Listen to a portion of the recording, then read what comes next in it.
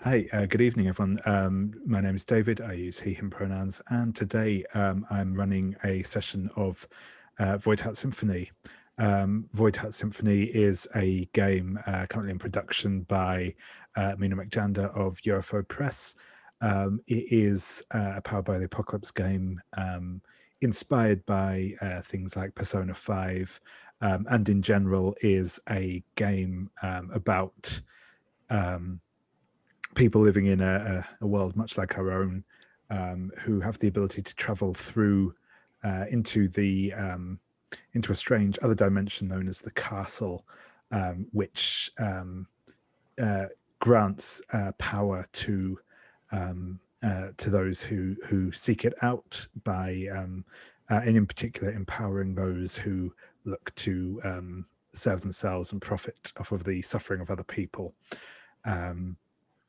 The sort of purpose of the game is to go up against the vassals of the castle, the people who sort of draw their strength from it, go into the castle, get access to their sort of inner psyche, find out stuff about them, break their connection to the castle, and try and make the world a better place. So that's sort of the what we're here for today. We are playing as part of the Gauntlet, which is an online role-playing group. We have a sort of monthly calendar of games like this to sign up for, which I think we have about 100 sessions per month, give or take. And you know, while people sort of paying members of the community do get kind of early access to those signups, that's available for anyone who wishes to sign up and play games with us. If you want to check out more about that, you can go to our website at gauntlet-rpg.com. I'll put the link to that down below. We also have a series of podcasts about gaming of various stripes, from sort of OSR to more story game focused stuff. Also specifically Plus One Forward, which is a PBTA focused one. So if you are watching this and haven't heard of that, which seems unlikely, but you know is possible, then do check that out. We also have a monthly gaming zine called Codex. So yeah, if you want to find out any information on that stuff, it's all on the website, so do check it out.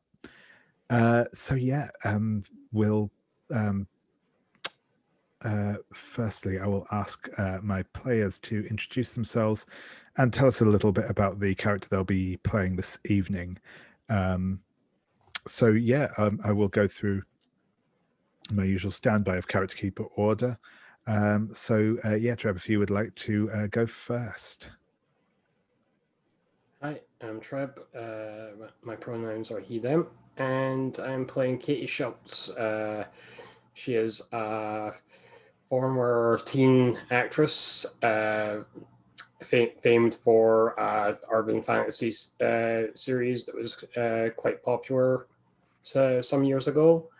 Has been out of the acting scene as she's been working in study at university, and has come back to try and get back in the business and is shadowing people at the hospital to study for a role, and was not expecting to get involved in an actual urban fantasy setting. Brilliant, thank you very much. And next up, Anders. Yes, hello. I'm Anders Gabrielsson. I him. I will play Harley Boulder, who is a janitor at the hospital, but spends most of his time doing favors for the patients and people who work there, rather than what he's expected to do. He's a nice, friendly type, like to just keep people happy and comfortable. Brilliant, thank you. I just gonna say, so Anders, your audio seems to be cutting in and out a little bit. It was I could follow what you were saying, but it's just a little choppy. Yeah, so sorry, my mic was a bit far away. No worries. No worries. That's cool. Thank you. Brilliant. That's great. Cheers. And Sabine, if you'd like to introduce yourself and say, tell us a little about who you're playing tonight. Hi, my name is Sabine. I use any pronouns, and I'm today going to play Lucid, who uses they, them pronouns. Lucid is the Inhuman playbook. Lucid is not originally, or maybe they are, who knows, from the city, but has roots in the castle. Lucid is a dream. Lucid is the dream of freedom and of curiosity and of striving to find something new in your life. And for some reason or other, they became unmoored a bit from the person who was dreaming them. Whether that was intentional or not probably remains to be seen. But they have found their way into the city, into the hospital, into the university adjacent to that hospital, and now they wander around. And most people take them for a college student, because what else would such a young, fresh-faced person do at a hospital or university, right? Wouldn't make any sense, right? Would it? They aren't sure. Brilliant. Thank you very much. And last but not least, Brandon, if you'd like to introduce yourself and tell us who you're playing. Hi, I'm Brandon. My character is Jocasta, who is a captive of the castle, meaning that she doesn't, strictly speaking, have any physical existence, but she can manifest in the world through the agency of others. Jocasta is dead, and her little memory she has is of being killed by the bestial servitor minion of a vassal, she thinks. She has managed to get back out into the world by dreaming it. And she is not sure whether that dream is lucid or whether lucid is somebody else's dream that she has just hitched a ride on. But she has a prison within the castle, which she knows is her reality, and that everything else is kind of a made-up illusion on top of it. But she is determined to try and change that fact, if she possibly can, or at least do some good. Back in life, she was a physician, the chief resident of surgery at the hospital, a very brash and somewhat unorthodox character for her particular station. And she feels that her life was torn away from her before she really had a chance to live it. And that is part of her motivation. That's brilliant. Thank you very much. So I will very briefly go over our safety tools before we get started. I know I've gone over these with everyone previously, but just as a refresher, obviously we have some lines and veils which are set down in the tab in our character keeper.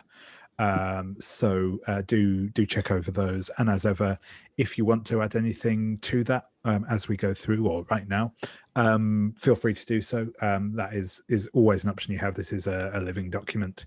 The only thing I ask is, if you do add something to it while sort of we're in play, if you can just send me a quick message so that I know to relay that to other people, or obviously if you want to announce it yourself, that's also cool.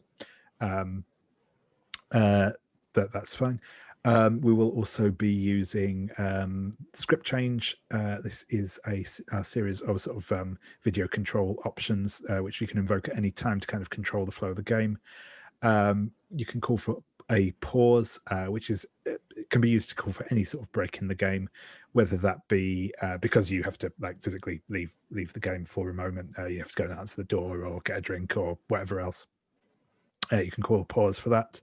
We obviously will be taking a break about every hour anyway, but if you need to take a break at any other point, that's fine. or if say a scene is like really intense and you just need a moment to like think about what you're doing or recombobulate yourself or whatever, that is also something we can use a pause for. Or we can use it, which I think is always useful in any game, is you can call a pause if we just want to have a quick chat between ourselves about like the way a scene's going, what we might want to see happening, what we don't want to see happen, anything like that. Perfect use of the pause tool. We'll also be using fast forward, which can be used to skip over something. So we don't want to dwell in detail on what's going on in the scene. We don't want to get down to the nuts and bolts of something. We can call for a fast forward. That might be, say, for instance, because we don't want, something's getting a bit too, say, gory, for instance, and we're like, yeah, I don't want to blow on the screen, just get to the point when this thing has been done. We can call a fast forward for that. Sort of the reverse of that, quite literally, is rewind. This can be used if at any point you want to change something that sort of just happened in the scene, you're not happy with it or not happy with the way the scene sort of started to go. You say, can we just step back to that point and go a different way? It might just be to say, oh, I want to rephrase something I just said because it didn't come out quite the way I wanted. That's what we can use a rewind for. Those are the three most important ones, I think, on the script change tool. There's a couple of others which are in the PDF if you want to check that over. And finally, we'll be using the X card. The X card can basically be used to indicate you want some content removed from the scene, removed from the game entirely, something you're not happy with. This can be because it's subject matter you're not happy with, and maybe we don't have it on a line or veil, or somebody has missed a line or something like that. Or it might be just something you feel is a bit tonally off and you don't think really fits in with everything else that's been established up to that point. You can call an X by either sort of making a sign with your hands, by putting something in chat, or just by saying something over voice. As ever, I will say, particularly because in this game, there's quite a lot of different moving parts. I might be tabbed out looking at various sheets and stuff in the background. So like calling out in voice is probably the quickest way to get my attention. If anyone notices someone else sort of making an X sign or something and I am not acknowledging it, then that is probably because I'm not looking at the screen. Do feel free to shout out on their behalf as well. The last thing as well is we'll be playing with the open door policy. This is quite simple to say. If at any point you need to leave the session, whether that's for a couple of minutes, like again answering the door or something, or you just need to leave the session entirely because you're just not feeling it, then you can do so. Always feel free to do so. If you can let me know how long you'll be, or if you'll be back, or whatever else, that is good. In terms of like being able to like plan for what to do and stuff, but you don't need to. It's not required. It's a nice thing if you can, but don't feel that you have to. If you need to leave, then feel free to. So that is we'll stop the tour through the safety tools. So we will get into the game proper. We have a last couple of bits of sort of housekeeping stuff to do and character bits and pieces to go through. So I am going to start off by going to Lucid, as we didn't have Sabine last time, and I just want to go through a couple of bits on it. I know you have updated some of your stuff, but I will go through the last couple of little bits with you. So I know you said, you've already marked your advance that you got for the defeating the first vessel, which is cool. So yeah, there's a couple of other bits that we will go through. Can I call out the move that I've taken, and you can tell me if it's totally useless, because I have no idea if it's a good idea or not. Because I've chosen Psychopalm. When you travel the labyrinth, you can mark Void to guide your group to or from any individual psyche, the land of the dead, and the castle's home realm. Is that useful at all? Or I mean, it sounded useful, but I think I'd say it's more of an interesting choice, I think, rather than I think it gives us some other opportunities to explore different places. So no, I'm definitely down for that. It might be quite interesting as well, because we have another sort of native denizen of the castle in to see some more of it. So no, I think it's a I'd say it's more of a fun / interesting move rather than an outright useful one, if that makes sense. But I am sure you will find uses for it. Okay. I'm fine with that. I just wondered if you would say, well, look, I don't see you using that move a lot or at all, and if that is fair. Good, because then I would pick something else. Yeah, no, that's fair. The other thing I will say, I did mention this last time, but I will call it again because obviously both you weren't here, and just so everyone, to remind everyone. So your advances, you'll see, are tied to the void and the world, which are two sort of stats that you have in a character sheet, essentially. You will always have a number of advances equal to the number of ranks you have in the void and the world tracks, respectively. Well, sorry, not the tracks, but the ranking, respectively. This number can go up and down, and if your void or world rank goes down, then you will have to lose an advance. When your void rank goes back up, you can pick another one again. So it does mean there's actually quite a lot of fluidity to what moves you have. You can change around as much as your void and world ranks go up and down anyway. So that's neat. Yeah. So yeah, it's not quite as settled a deal as it is in some games. Cool. But no, that is fine.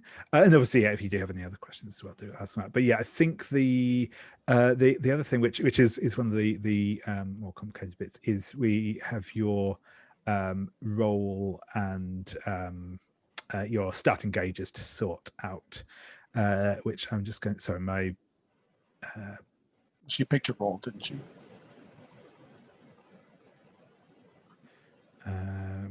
Sorry, my Adobe is just playing up at the moment. I might just have to reopen my.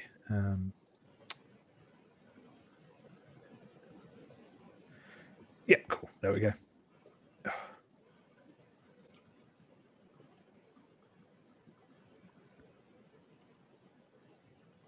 So for some reason, Adobe is not liking these files. I will see if I can just open it in.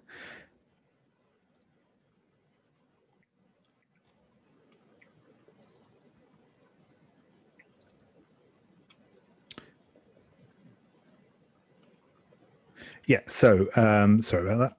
I'm just opening it up in Google Drive instead. Seems to be behaving better. Cool. So yeah, the other thing we need to is you get to pick one role, which is slightly different for your Inhuman to the other characters. You have the role of Pretender, Interloper, or Lurker, and this is on the second page of your playbook sheet on the city side. Basically, the only important thing that this determines, I mean, obviously, it kind of sets the tone for what you know, for kind of like how your character is in terms of what they're doing. And so I think we might already know which one you are, but it also determines you will start with a black mark in one of your gauges. So the three options are a Pretender, and this is basically you are in disguise as somebody. So an ordinary high school student, an office drone, a pensioner, someone who kind of goes a bit under the radar. An Interloper, where you are someone who's maybe seems a bit strange. So that is, say, a surreal performer, a mystic consultant, or a possessor are three of the examples given for that. Or the final one is Lurker. This is the sort of one where you might actually appear inhuman in your mundane life. You may be sort of a cat or something like that, but the options for are stray, a haunter, or a monster. So I feel like just from the fiction, I already know which of those you're going to be, but I will ask anyway. Yeah, I think I'm going with Pretender. Yeah. For the college student. Which gauge do I mark for that? So Blood for the pretender. Yep. Blood. So you will mark a tick in blood, and if you want to color that in black as well, Okay. because Wow. basically the black marks are more difficult to erase. They will tend to stick around unless certain things happen. That is a lot more difficult, whereas the ones in red are more like your sort of standard stress box type things, and they can be recovered fairly easily. If I go and color one of them purple, and I'm sorry, I'm tired, and I'm getting silly when I'm tired, so I won't color anything purple. No, I not a apologize. problem. No need to apologize. Cool. So that is that, and then the only other thing is you will now also have a number of red ticks in your boxes. Which I will just double check on the numbers for that if I can. Yeah, so you will mark 1 red tick in blood and lack, and then 2 red ticks in the other gauges. So yeah, 1 in blood, 1 in lack, and then 2 in infamy, heat, and fealty. So I'll just very quickly for everyone's benefit go over what the gauges represent. So they are basically how you are back in the real world, and the struggles that you face there. So blood deals with things about like your physical presence, so how healthy you are, if you're fatigued or injured or hurt or ill or anything like that. That is your blood gauge. I guess I'm more incorporeal than actually unhealthy, right? Potentially, yeah, potentially. That could be how it is. It's a struggle to actually maintain your physical form, that sort of thing. Lack is how your kind of day-to-day living situation is like. So the more ticks you have in that, the closer you are to sort of being adrift with no resources, that sort of thing. Infamy is how society tends to view you as a whole. Again, the higher the number of ticks in that, the more you are disliked by people in general. Heat is how aware the castle is of you in the real world and how much it's trying to track you down. The higher that is, the more problems you have with that. That's when you start getting the police coming after you and that sort of thing. And then finally, fealty is how enmeshed into the workings of the castle you are, how likely you are to exploit other people, lose compassion, try and get your own way. These gauges, as I mentioned last time, they are also they're used for taking certain actions when you are working in the mundane world. This is a role that is similar to, but different to the standard PBTA process, or the very normal like roll 2 dice, add a number to it. What you do when you have to check against any of your gauges, and we'll go through this again once we actually start playing properly, but I'll explain it now anyway.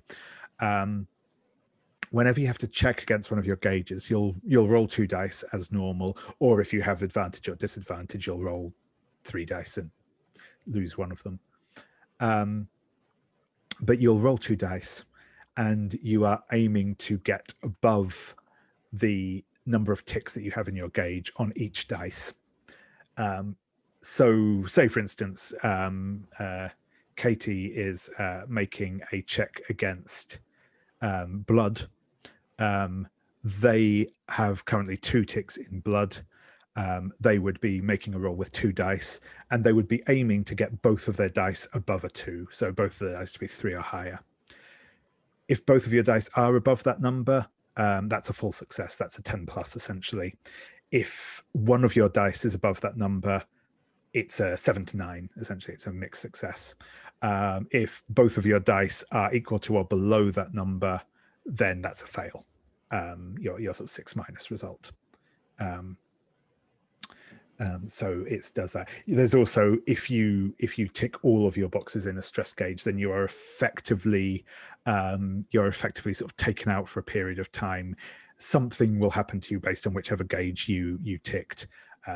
So, like, say, for instance, if you ticked all of your boxes on the heat gauge, you might get arrested. You might be sort of held in a prison cell, and basically until the rest of the group does something to get you out of that situation, you are very restricted in what you can do, both fictionally and mechanically. You'll be rolling most of your checks at disadvantage, and stuff that actually relies on that gauge you can't roll at all. So it's a kind of that's a sort of, it's that sort of stress mechanic sort of thing. There are, however, obviously ways of lowering that down, but that's how those gauges work. So that's another little bit of our mechanics. Then the last thing that we need to do, and this will tie in sort of where we were last time with everyone else, is you will start off with a contact. There again, there are the list of options for this on your playbook, on the second sheet. And you get to choose one of those that you have as a rank 1 covenant. David, can you please link me again the drive where the playbook and things are, because I only have the spreadsheet. Oh yeah, sure thing. I don't think it has all the information. No, that is fair. So I will just copy that over to you now.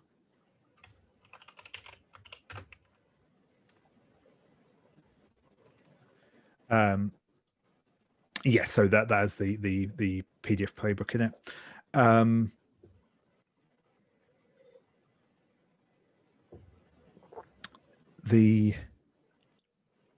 So yeah, again on here, this is on that the second sheet of your playbook.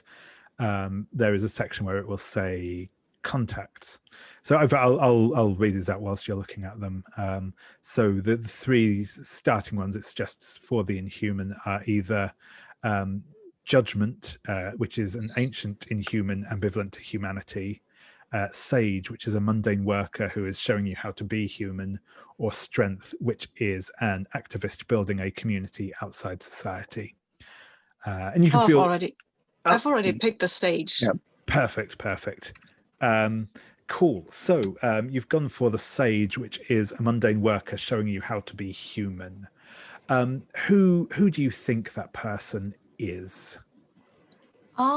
Maybe some kind of older student who is kind of like, okay, you're new here and I'm going to show you the ropes and where your dormitory is and how to keep your head down, because I don't know exactly. I think something's weird about you, but I'm kind of fascinated, and let's not draw too much attention to you. This dormitory is empty anyway, because it's said to be haunted. You probably don't mind. Awesome. It is haunted now. Yeah, it's haunted now. Brilliant. And I think her name is Tracy. She's a transgender woman. Cool.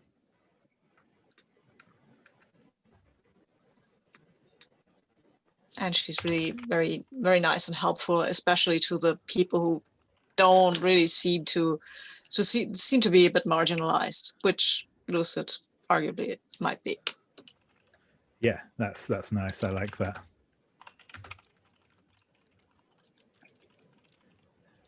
Perfect.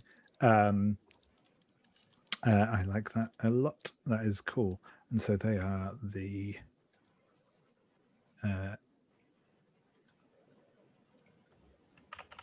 sage. Perfect. There is. Well, they're not a humble shop owner now, but I don't think that matters, right? No, that's okay. Cool. In fact, actually, I think that's possibly something I didn't update from the old sheet, because I think that has changed a little. Yeah, because it says now a mundane worker showing you how to be human in the actual playbook itself. So I think that might be one that's changed a little in the version changes. So and that fits close enough to me anyway. I think that's a nice take on it. So no, that's brilliant. Thank you. I have made enough of them in our relationship map, and yeah. So what I will do now is that now that we have your contact in place, we will go back around for, I think, the two of you who hadn't yet chosen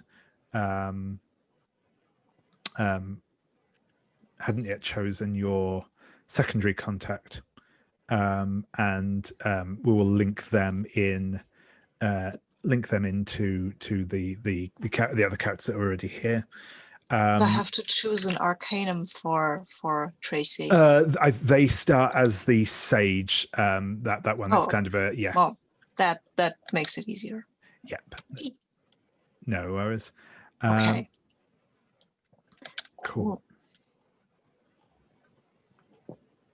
Ooh, So yeah, nice. perfect. So that's them. Sorry, I lost my place. So I believe I'll just quickly go over the current contacts that we have out there are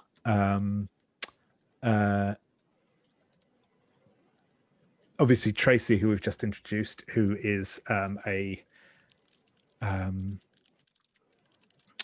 the word I'm looking for? Is a sort of the student advisor. Is that the word I mean? Something like that. At the university. I think maybe she's like currently working towards her PhD, something like that. But has kind of some pastoral duties, with regards to the other students. And we have Kelly, who is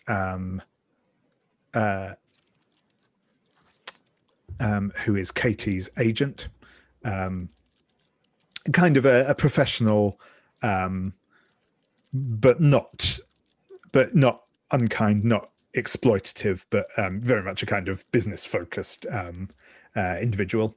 And we have Auntie Simone, who is an older lady who is regularly in and out of the hospital, and is a sort of confidant to Harly.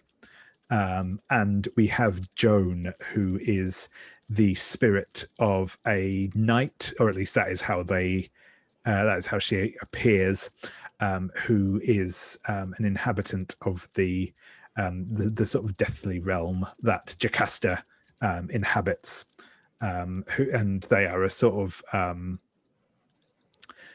they're a kind of classic knightly archetype, very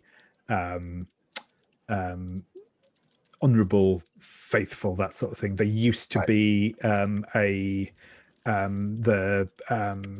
what's the word I'm looking for? A kind of an enforcer for a vassal. Is that fair, Brandon? Well, it's easy enough to understand. She's basically a Western Ronin. Yeah. So in other words, she used to be in service for a vassal who she thought was good, and she had quit that service to wander. So that's her stance, and she drops hints that she's Joan of Arc, but she's never quite said so. Nice, thank you. So yeah, those are the sort of four contacts we have at the minute. So I'm going to go back around to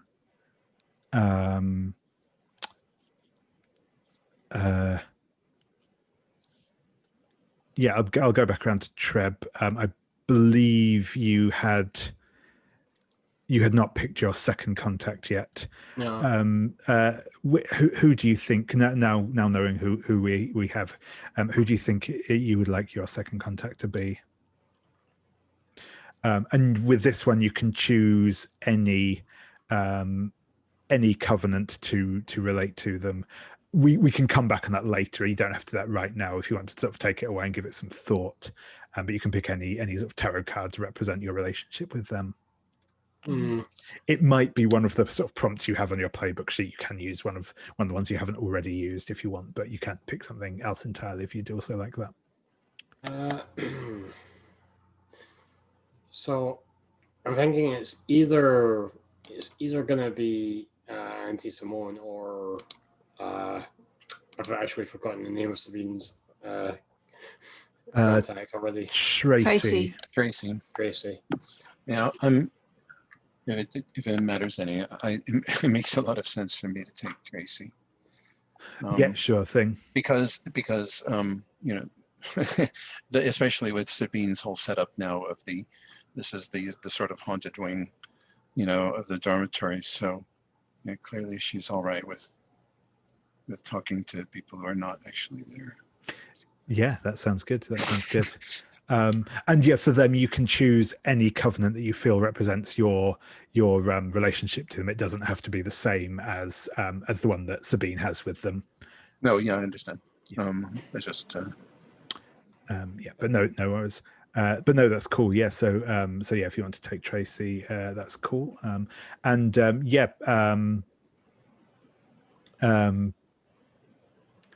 think I'm going to go with Auntie Simone. Yeah, I think I've been introduced to her while I've been like on one of my shifts in the wards, and you know, spent some time talking to her. She doesn't know the show that I was in at all, so she doesn't know who I am or anything. So it's kind of refreshing just to talk to somebody who doesn't know who I am. Sure thing. Yeah, that's cool. I'm thinking of taking Kelly, and I've seen the Carrier, so that is someone where I would go to some new place and find something new to experience together. And I think that's it's kind of a weird relationship between a businesswoman and this young student, and they just sometimes they go off to art galleries or in garden exhibitions and stuff like that.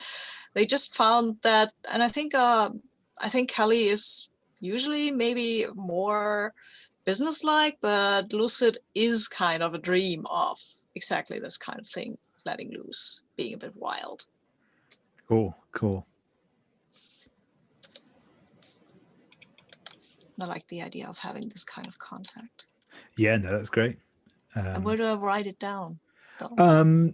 So in the where you've got the I'm trying to remember now. So yeah, where it says major covenants, you'll see you've obviously got the one there where it says the Sage in there already. You can then just select the box below that, type in their name, and then select in the drop down next to it the card that represents it. Yes. Cool. Yes. Like that. Yeah, perfect.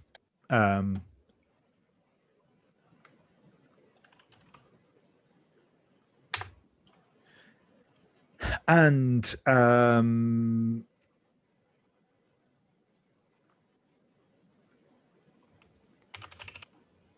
cool. Just making a note there. Cool. And Harley. I can't remember if you chosen another one or not. But yeah. I didn't. No, cool. I think Kelly maybe. Maybe she hangs out at this bar, at Jim's bar. Yeah, sure. Yeah, I like that sort of. Maybe somewhere she goes to be a bit less. Not around students all the time. Yeah, and yeah, that's cool. So I'm not sure what to do about that.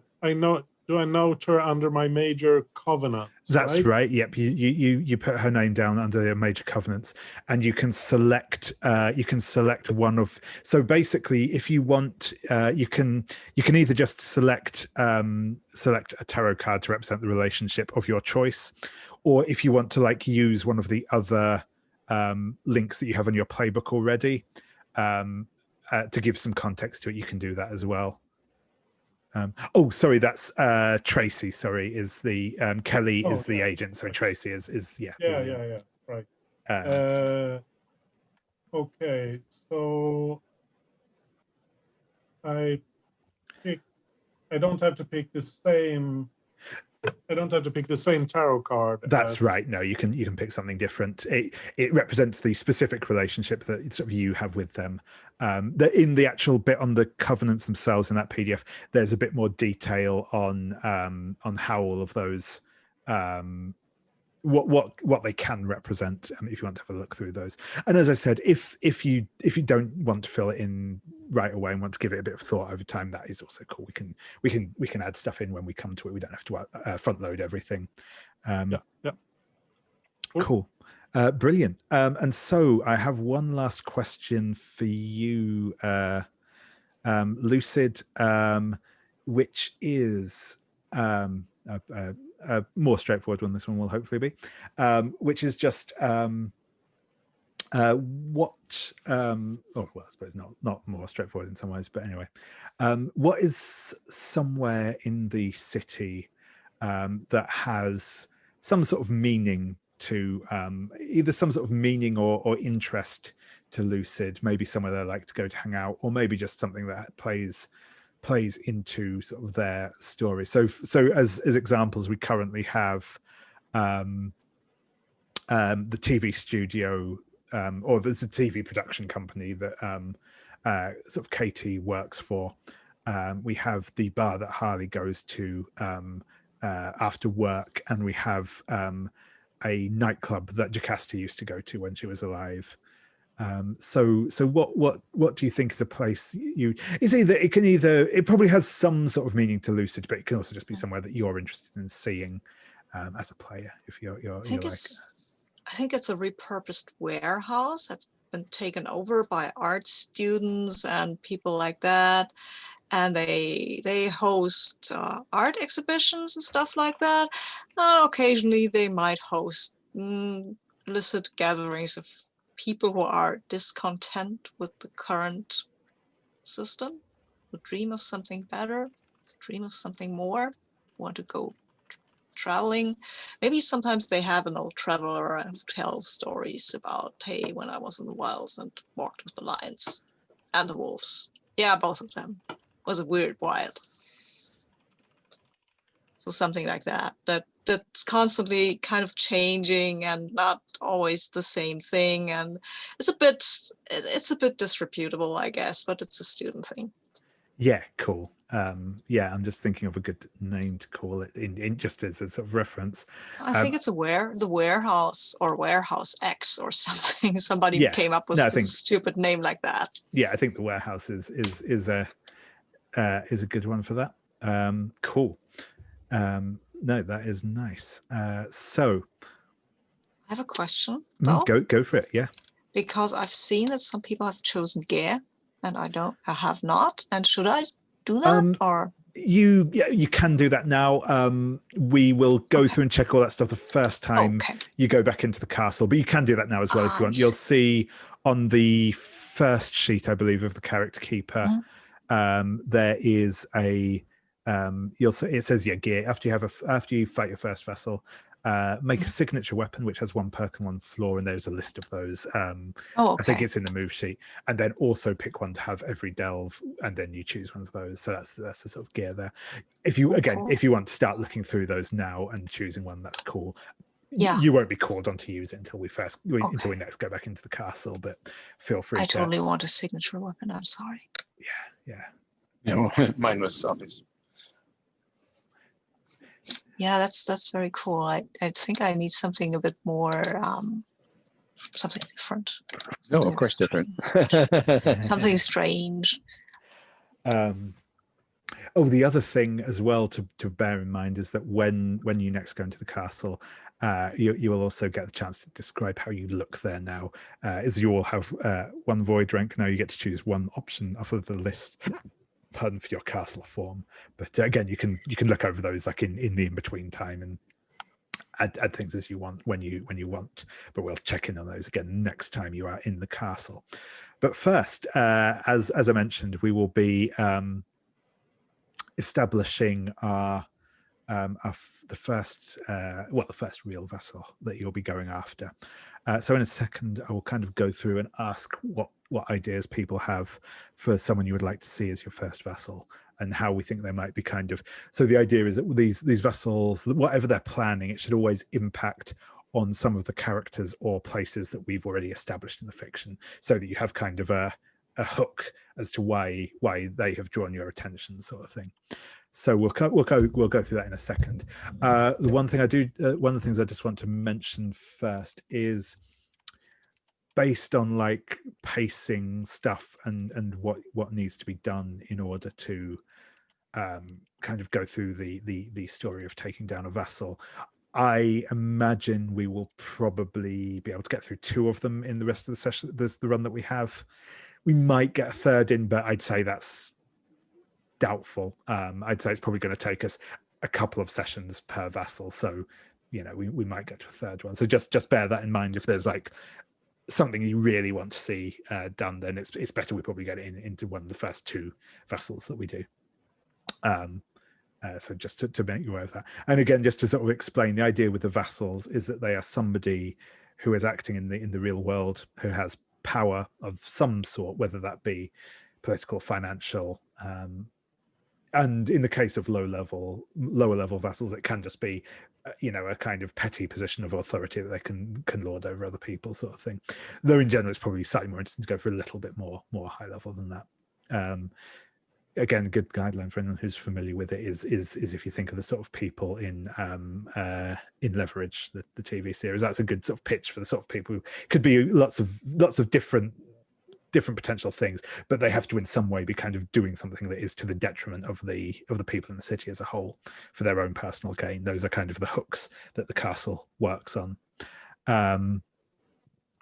So yeah, I am going to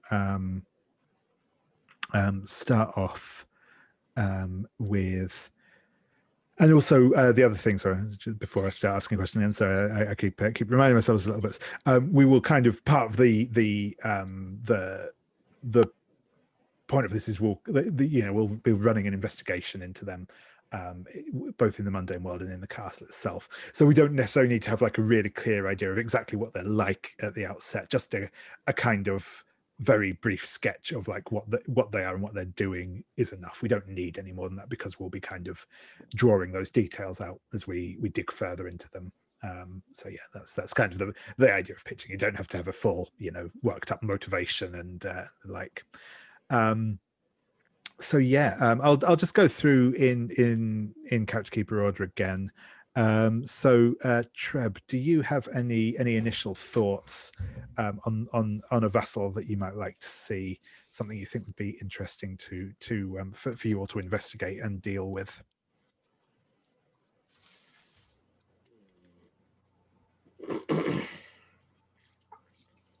I already had like a hospital administrator, doctor maybe. One of the actual doctors. I can add something to that. Yeah, no, go ahead, Brandon. If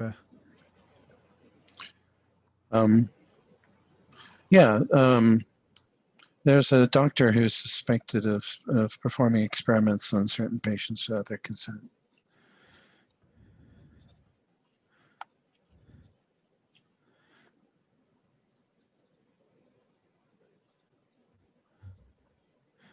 Yep, that is cool. I like that.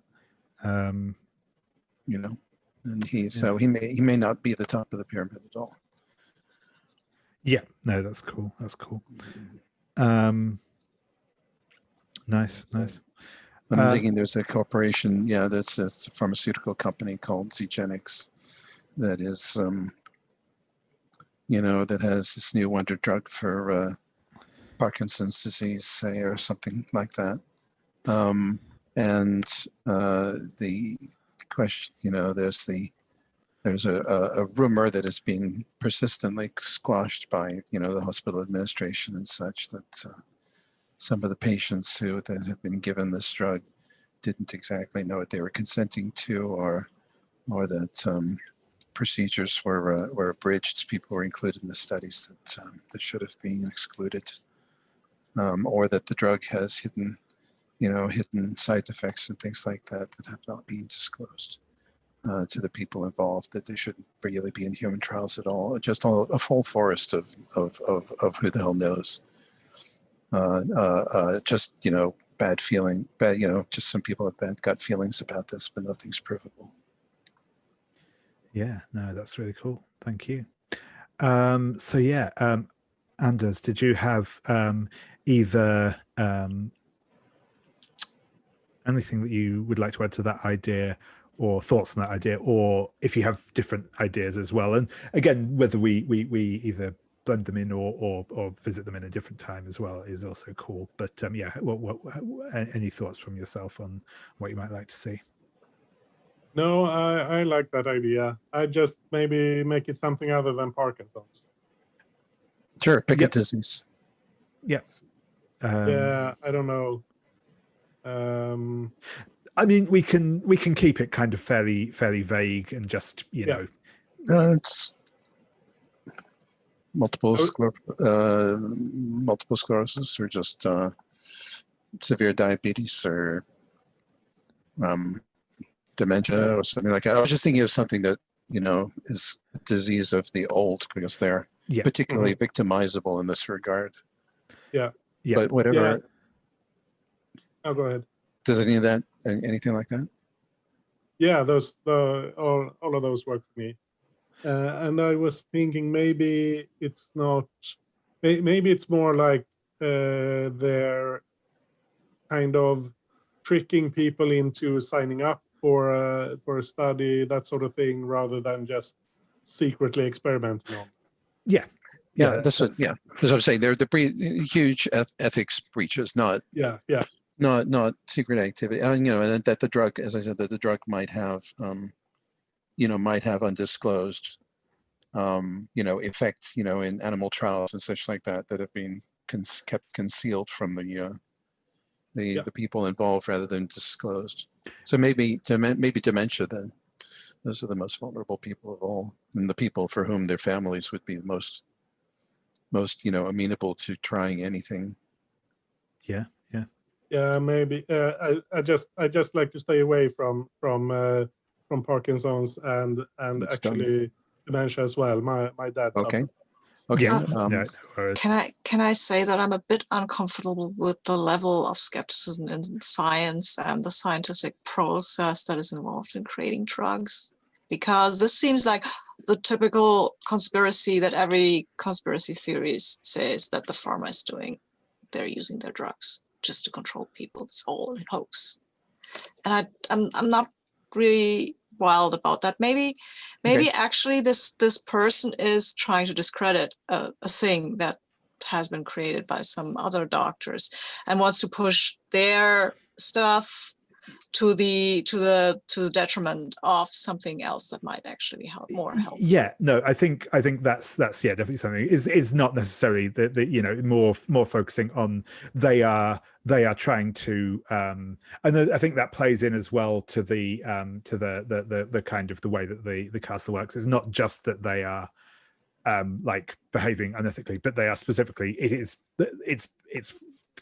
explicitly for their benefit that they are doing this. It's not just we'll cut some corners to get this through trials. This is like, no, I want to be the one who gets the patent on this drug, and or whatever. Love the evil love there. Perfect. Well, I mean, nobody thinks they're evil. Yeah. I mean, they all think they're doing things for perfectly good reasons, though, even if they're awful things. Yeah. Cool. But no, that sounds good. That gives us a good hook to get going with. We can yeah, we can sort of. I think that sounds like a sensible one to go for. So we're just coming past the half hour anyway. So I'll say if we take if we call it like a 10-minute break now, I'll jot down some initial thoughts on how this is on our first vassal, and then once we get back into the swing of things, we can go straight into our first day in the mundane world, and I'll explain how all this stuff works. So yeah, thank you everyone, and I'll see you all in about 10 minutes.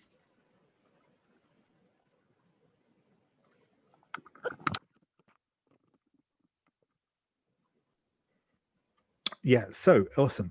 So yeah, we have our first vassal, or our first full vassal to deal with now. So there's a couple of questions I'm just going to ask. I think most of we've kind of answered a couple of these already by proxy, or well, not by proxy, but by what we've already discussed. So the first question is, how powerful are they in the city? So I'm just riffing off what's already been said. I think that probably the short answer is not super important, or not super powerful, I should say, in the context of the hospital itself. And you know that they have a certain amount of sway and a certain amount of social standing, but I don't think they're like super powerful in the grand scheme of things. Possibly have powerful friends. That's mostly important for me because it will feed into what rank I put them at. The second question is, what contact or location are they already threatening?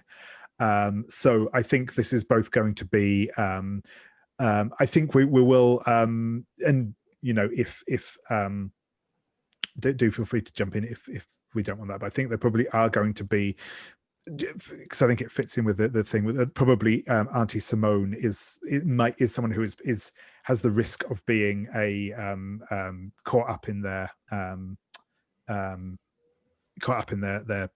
plans, and I'm going to say as well just sort of the hospital in general, because it's kind of their stomping ground.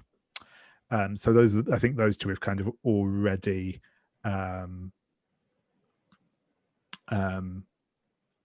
investigated. We've already kind of established that. The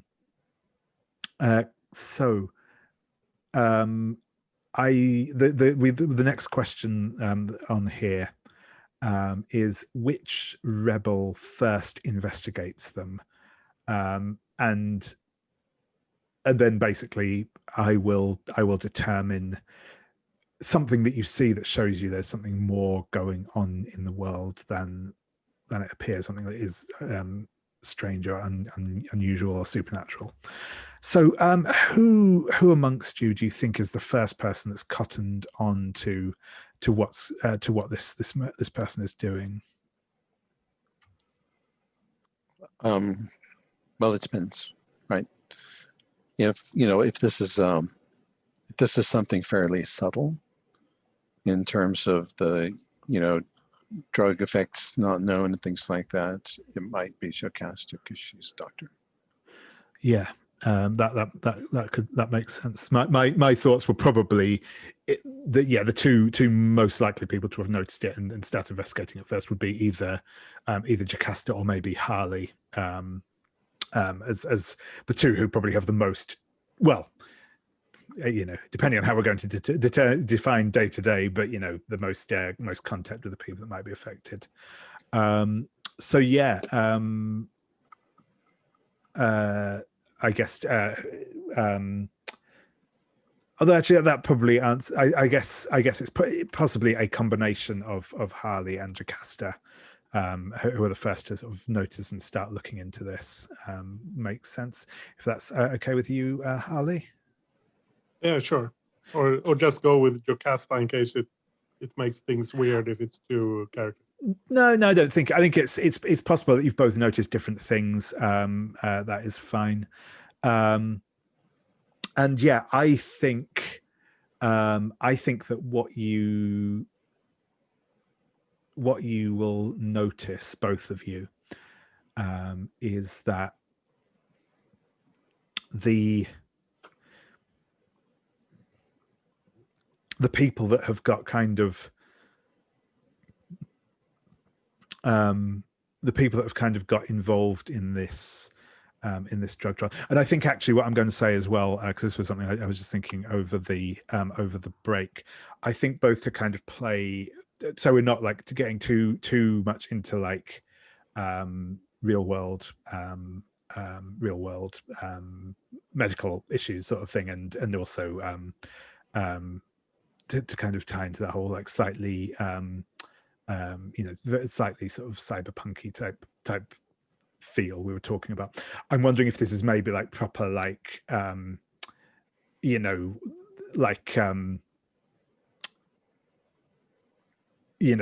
sort of life extension type drugs that they're working on, that sort of like not like targeted at a specific illness or something, but that kind of like just general trying to prolong life indefinitely, perhaps, or that slightly kind of sci-fi end of things, if that's cool with people. And yeah, I think that what the odd thing that you'll notice is that there is the people who are going into this trials, a lot of them are kind of do seem to be like that little bit more lively, that little bit more perked up, but there's like a hollowness to their eyes, a sort of their eyes have that kind of slightly and not just like they look a bit unfocused in the sense, but there's actually like their eyes are sort of like possibly appear, not like constantly, but just like appear like completely black and hollow in that sense. And I think that's kind of the thing that clues you in that there's something beyond the natural in what's going on here. And finally, what is their power base in the city? This could potentially be like just another part of the hospital, or this could be their shadowy backers or something else. But does anyone have an idea for where their sort of their power base might be? I think it's a kind of a company, right? Yep. Like a maybe it's not the biggest pharma company in the world, but it's an offshoot of an offshoot. Like I'm this pharma company, and now I have this holding company, and now I have this little other pharma company that is an investment company basically, and this is for one reason there is a real estate company mixed into this. So something like that, a bit in transparent kind of structure of companies and holding companies and stuff like that. Nice. I like that. Yeah, I like the idea that it's not. I mean, this big corporation, the core activity isn't medical research. This is just like some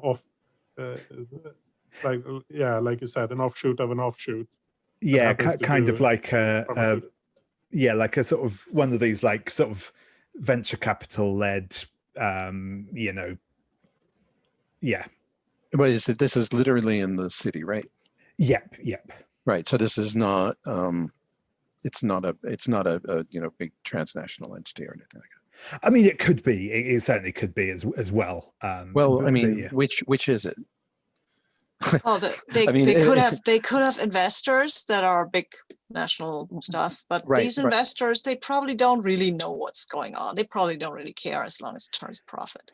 Well, what I'm asking from the point of view of the fiction, are we deciding whether it is or it isn't, or is it still completely protean?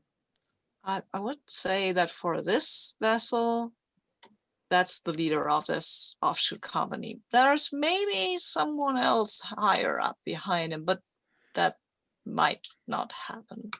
That might might be something that we discover in the final, like, what is going on? My mind is blown, everybody's evil, or something like that. Yeah, like the company this particular person is affiliated with are located in the city. Yeah, sure thing. Yeah, okay. Yeah. So, and I think So it's a laboratory in the city, or it's a. I'm seeing more like corporate offices was the impression I got. Yeah, but I mean, so in corporate offices, so that means necessarily, I mean, they're not manufacturing the drug in the corporate office or the treatment or whatever it is. So that of necessity means that their actual power base is outside the city. Or maybe it's in a hospital because they have this corporate office, and then they throw all the research and development to the university and the hospital there, because they can do that. Why have your own lab if there is a perfectly serviceable university?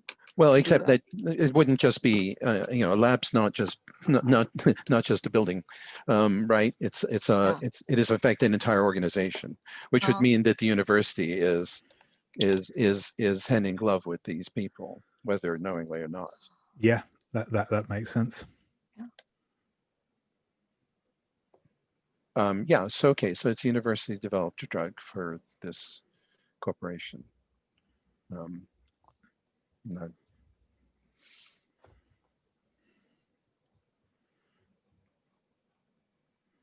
Which is, right, some sort of pharmaceutical startup, whether they're. Yeah. Awesome. So yeah, and I think that the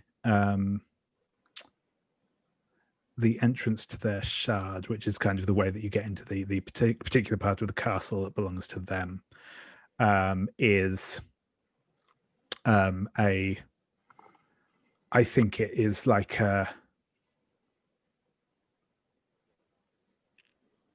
those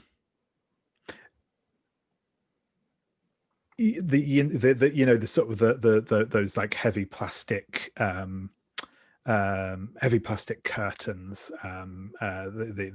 you sort of get I mean, I guess like a shower curtain, but a bit more mysterious looking than that, but you're sort of like when you get those sort of like sort of isolation tents and that sort of thing set up, and it's in this office building, but and it is a bit out of place in the place where it is. It's just this like big heavy milky white plastic curtains that come down that just have that kind of very ambient glow of light coming out from behind them, and I think that's what their entrance to the shard looks like.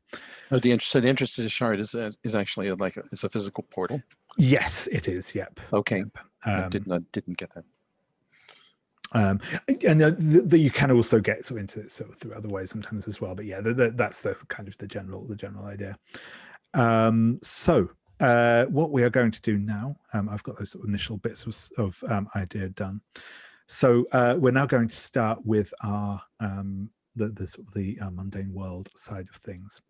So the first time, the beginning of this investigation, so we're now, the terminology what now comes up is this is now basically referred to as an investigation from the point when you start like looking into this this vassal until the point when they are defeated or whatever else happens with their story. That's considered to be one investigation. Some rules things will reference that. This is likely to take us at least, it probably takes a couple of sessions to resolve an investigation. But we will start every investigation off by rolling the grind.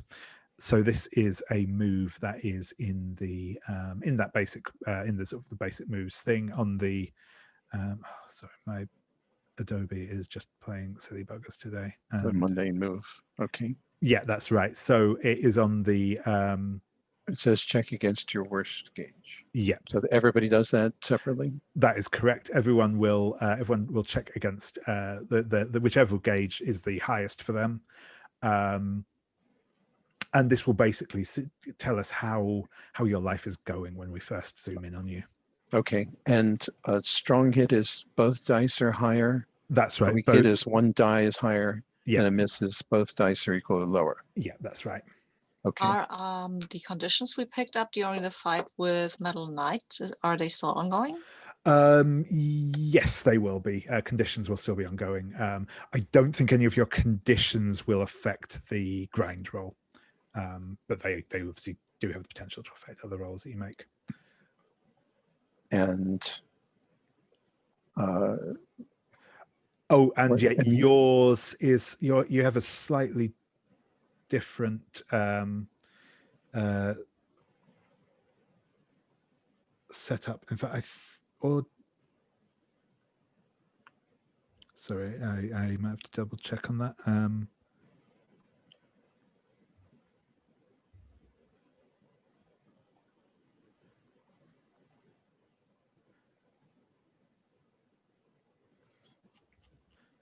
So this is in the city, yes? That's correct, yep. So do I use checking. Lucid's, does Jocasta use Lucid's gauges?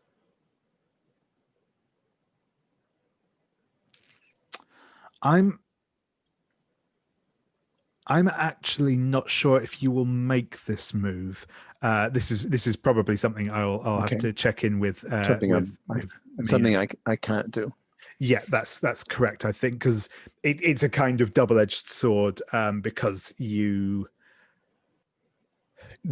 is quite a swingy one that can sort of set up whether you're sort of starting in a good or bad position. I think because of the nature of your existence, I automatically start in a bad. I'm already in a bad position. Right? Yeah, basically. Okay. Fine. I think so. I'll double check on that. But yeah, I believe that's the case because it doesn't really make sense because you don't have stuff going on in the real world per se. So yeah, that's done. I will go back around to Katie. So Katie, if you would like to make, so you will be checking against lack, which is at 4. So yeah, roll 2 dice, and you're looking for dice above a 4, basically on that.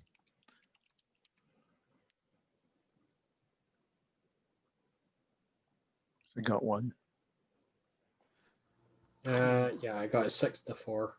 Okay, so that is a mixed success. So you will, so on the grind, on a weak hit, there is a crisis incoming tied to your lack gauge.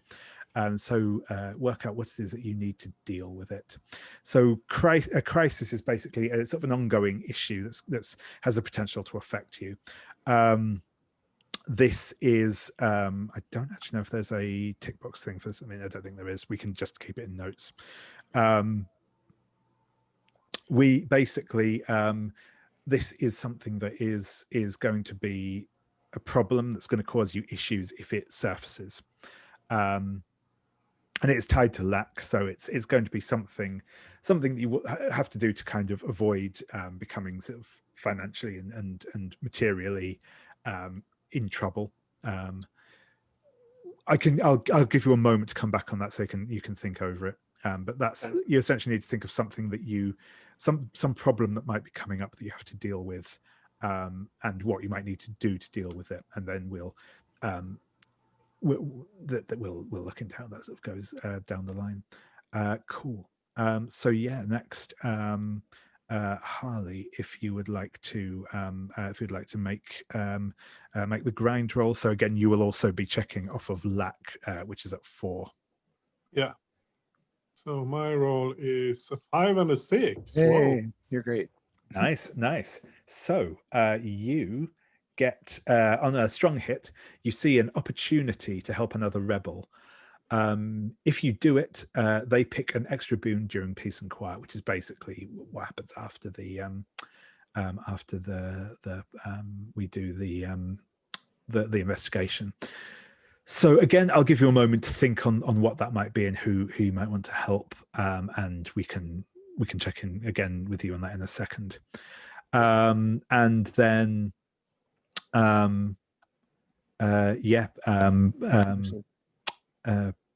Lucid, if you'd like to. Yeah. And what are you rolling against? Yes. So I think you can. Yeah, you can. This can be against any of your ones that you've got at 3. I think you get to choose which you would like to check against. That will obviously affect if you get a. Okay, let me see what I would like to check against. I think I would like to check against heat. Yep, sure thing. Okay. Yes. So I'm not Dallas Dice Roller though. You could be. Yeah, but I don't want to be. She doesn't seem so very nice. No, Oh, no. she's Wow. go I've you. rolled a 6 and a 5, so Nice. Yeah. So yeah, you That's also get an opportunity to help out another teammate. So I'll check back in a sec. So I will move back around to Katie. Katie, what crisis do you think you have incoming, and what do you think you need to do to stop it?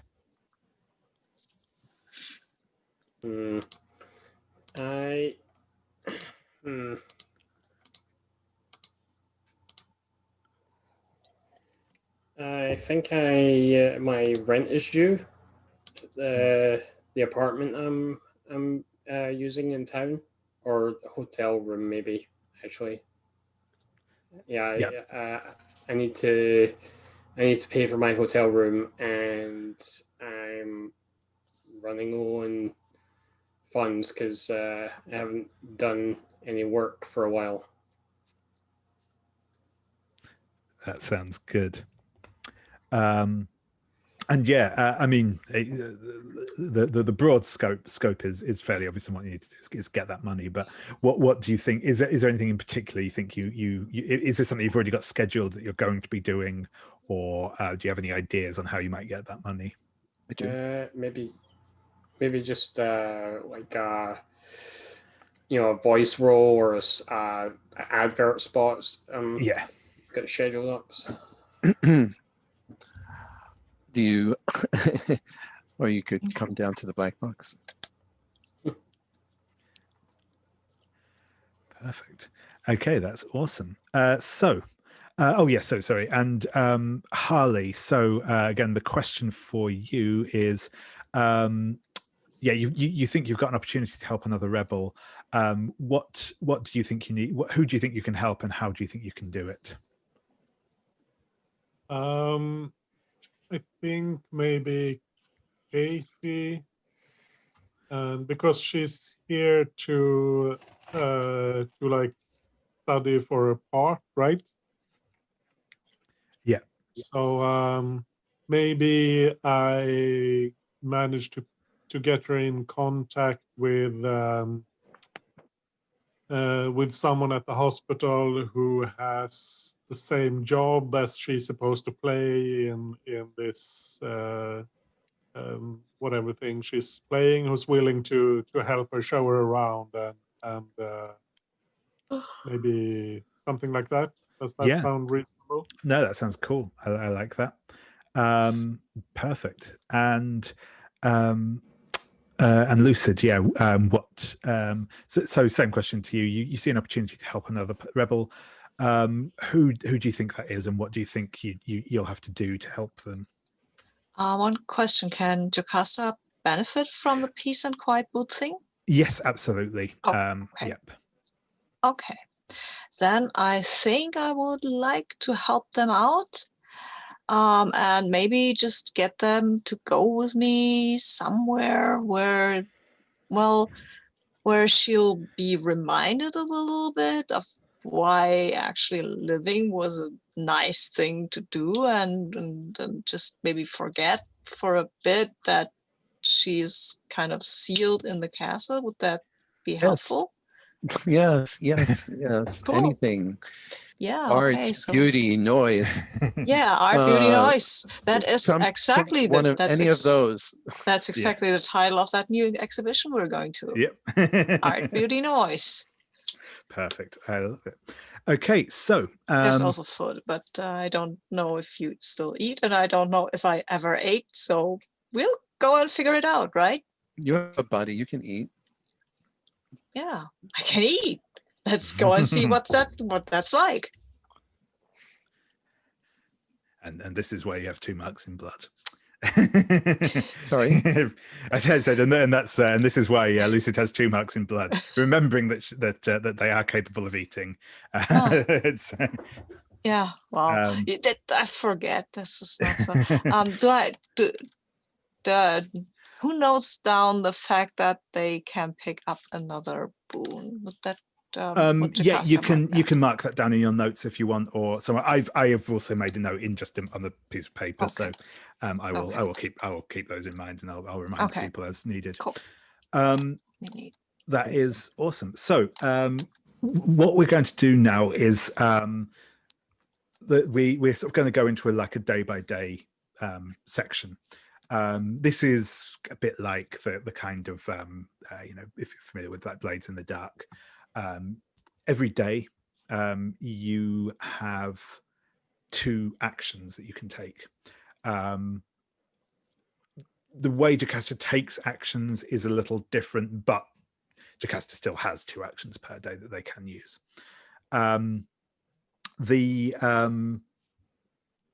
Every day you can take either, and these are on the they're described on the very first page of the moves PDF. But you can take either 2 mundane actions or 1 mundane and 1 shadow action. Mundane actions are the sort of things you do to live your life. So they can be doing your job, which helps often with dealing with crises, checking in with either one of your fellow rebels or a contact, and spending some time with them, which will usually trigger the hangout move, assuming you already have a covenant with them, or letting your hair down, which is basically, going out and having fun, which is the primary way of it's one of the things that you can do is that's what the primary way of healing conditions, essentially. So those are those main ones. The other one is also that you can let go, which is about lowering your either your world or void, though at this stage in the game it's probably not that useful. It becomes more relevant as you get higher in those ranks. Then you have your shadow actions, which are either to kind of actually investigate the mystery, investigate the vassal, and there's various different things that can happen as a part of that, or to enter the vassal's shard, which that's slightly different in that generally you will want probably the majority of the party to sort of like agree that you're going to do that on one day, and all use an action to do that. If you don't go into the if say you've used up both of your actions for the day and then everyone else decides actually now we're going to jump into the shard, you can still go along with them, but it's slightly different, and we'll cross that bridge if it comes up. So I'm going to go round and see, and like at first as well, if this is just a kind of like those are the moves there, and we have those kind of limits on what they are and what they do, but this is still, at the end of their PBTA game, you can say what you are wanting to do, and I will interpret that into moves as well. So don't feel you have to like have a kind of perfect game plan set up. I'm going to, and also as well, these are obviously like the main actions you want to take. If at any point you just want to say, hey, can we just like all gather up as a group and have a chat about stuff, that's fine, we can do that as well, just as a have a little scene of you discussing things, or whatever else. But yeah, so I think we will work under the assumption that you all have an understanding of that there is something weird going on, even if you're not fully aware of the full extent of it. I will leave that to everyone's own personal how much you think you know about what's going on. It's not the important thing that we in terms of us as a group is more for, if you're interested in like playing out that like uncertainty around what's going on, that's cool. And we will assume that again at this point in things, you are all aware that this doctor, who, sorry, I have given a name though I haven't said it yet, is Dr. Anton LeFevre, is up to no good at the hospital. But yeah, I guess sorry, I will ask, do people want to just have like an establishing scene with everyone together, or are people happy to go straight into sort of day-to-day moves? Establishing scene. Yeah, that sounds good to me. Oh yes, and that also brings me on to the one other thing I didn't ask Sabine. I think we'll set this establishing scene in the hideout that you all have. This is so for Sabine's thing. This is a small shard in the castle that was established when you defeated Madeline Knight. It's a slightly amorphous, like it's a room, but like it's probably a bit indistinct and shadowy. We'll get like full descriptions in time, but the everyone gets to kind of imprint a little bit of themselves or something they have brought into this place. And it essentially acts as like a hideout, a place you can all meet up and hang out. It is in this netherworld between reality and the castle itself. It is sort of an extension of the castle. So Jocasta is capable of being there. It is accessible by a break room in the hospital. It is also accessible by a portable hole. Yes, yeah. I want a portable hole. I mean, I'm no waiting up. I want a portable hole. Perfect. You have a hole in your pocket. Yeah, and I have a hole in my soul that wants to be filled with dreams. So yeah, and I think the description that we have of it so far is that it is. It has like a small kitchenette with like a hot plate and a fridge with beer and food in it that Harly brought in, is the best way to put it. There's a TV set that shows like any TV show you want to see at any time. You usually only have to go through about 6 channels or so to find it that Jocasta brought in here. And there's like a little study corner with bookshelves and like books and reference materials and a desk that Katie brought in. So that's kind of what the bits and pieces that are currently in your hideout. So Lucid, what is another thing, or another feature or element that you would like to bring into the hideout? I think it's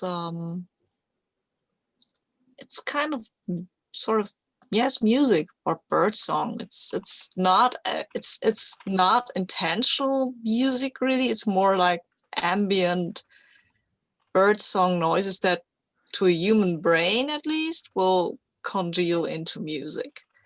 Like like birds, they sing, and it's not exactly what we say is a song, but it's still it's clearly has meaning, even though we can't really grasp it. Perfect. And that's what Lucid dragged in. Nice. I like it. Thank you. Oh, and by the way, if you wait long enough, there's always either donuts or pizza. Okay. Can it be a piece of donuts? It's part of it. Could there? Yes, there could be. Once in a great while, they will be either pizza donuts or donut pizza. Pizza and donuts sound weird. Yes. No, because it's a hospital break room. Periodically there are donuts or pizza. This has no attributable source. There's a coffee machine, I expect. Oh yes. There's an and that was stipulated. There's a coffee machine that always has a carafe half full of coffee, no matter how much or how little coffee anyone has.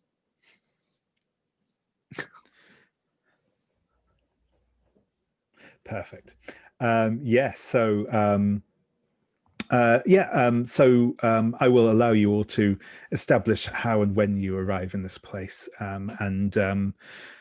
and give you a moment to just kind of get to know one another and get to discuss what you might want to do. Feel free to jump in and start role playing. Jocasta is sitting on the couch watching Australian rules football matches from 15 years ago that she has found on ESPN 25.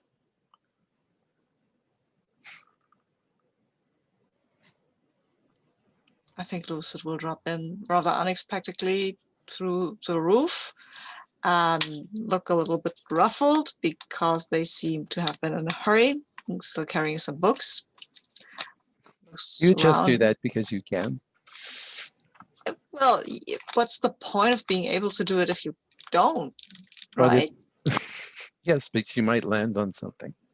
I know that doesn't happen, but it still seems funny. It's just funny. It Are you hasn't sure? landed on Are you sure I anybody. didn't dream? I'm sure I didn't dream you. It'd be just the kind of thing I did. Yeah, it's possible, but I don't think I'm your dream. No, I don't think so either. But sometimes. Yeah, well, everybody's here, right? Not yet, but I Oh. think I hear Katie coming. Oh. Maybe she's back there among the books. She likes to hide. She says to get away from her crowd. I'm going to be right back. Yeah, I think Katie is still hidden behind the set.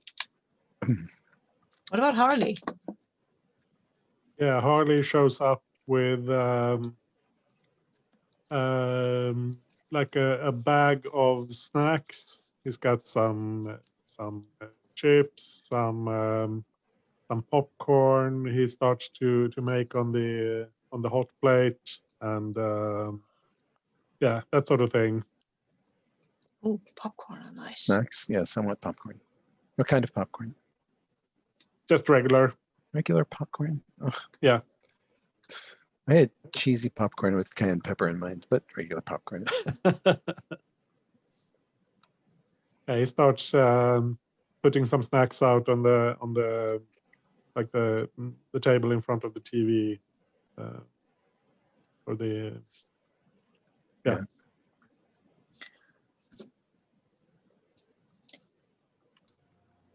Maybe we can dip the popcorn. Oh, we can dip the popcorn. There must be some dip.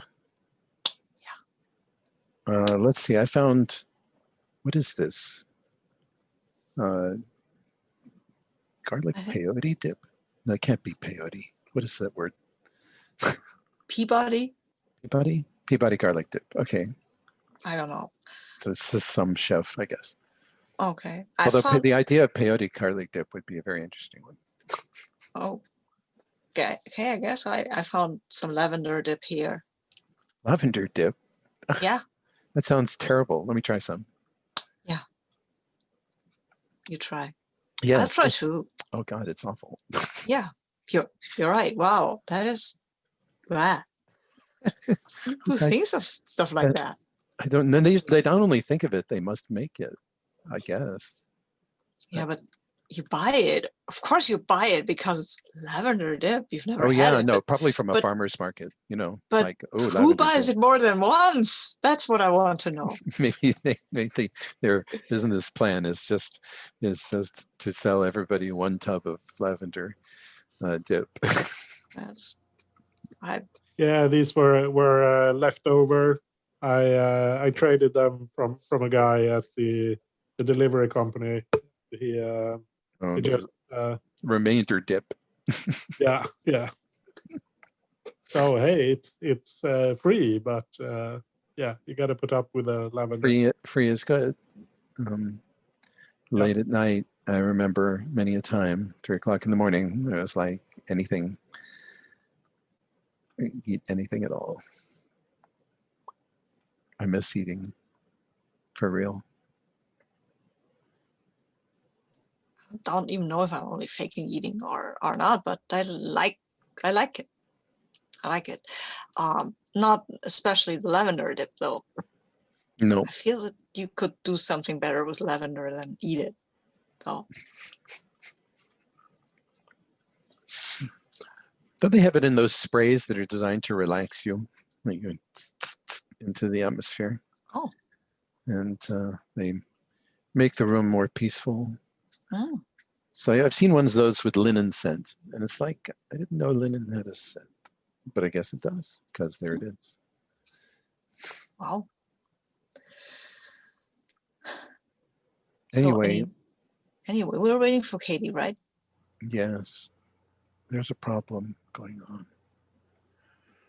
So I think Katie, Katie is like in an elevator somewhere, probably in her hotel building, right?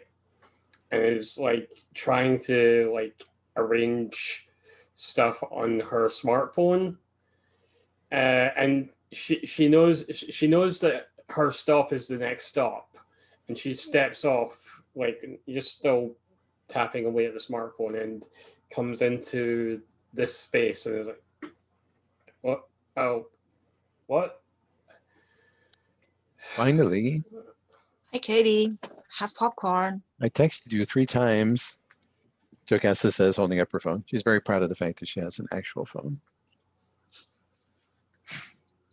I forgot to text you. I don't even know how I got here. I don't know how any of this stuff works yet. Join the crowd. Well, you just go from The way that works is there to here, and Yes. then you go back. and It's then like, you pick up the remote and you push the buttons for the channels that you want, and after a while it shows up. it's maybe like when you go from a dream to being not in a dream and back. Hmm. Well, ooh, not exactly like that, because I wouldn't be here if it was not a dream. I think maybe, I don't know. I don't know how any of this works either. If you try to lavender it. Yeah. See if you like this. Maybe it's just for special people. Well, So what we're doing? What's the what? Why did you text me? oh, it's Dr. Fever, or sorry, LeFevre.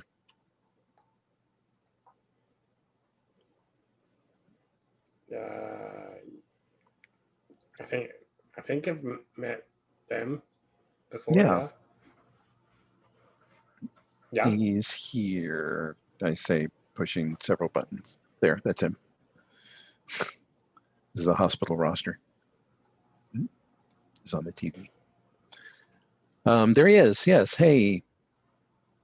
As the head of investigational medicine at the university, and has been treating people at the hospital, and something really stinks.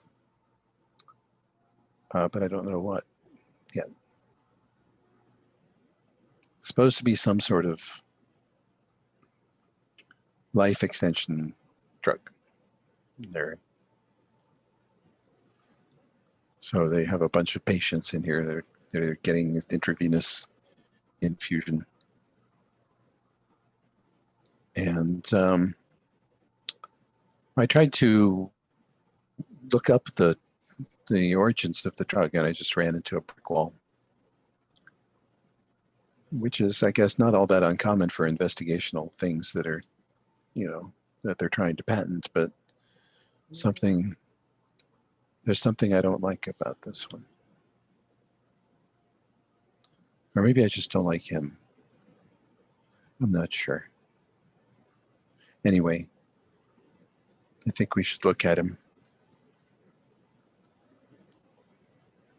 Yeah, he seems like he's not very friendly. Well, Nah, he doesn't look. He very smiles a friendly. lot, but he's not friendly. no. And I mean, I can't ask him. Do we got anything more than he looks unfriendly? I don't like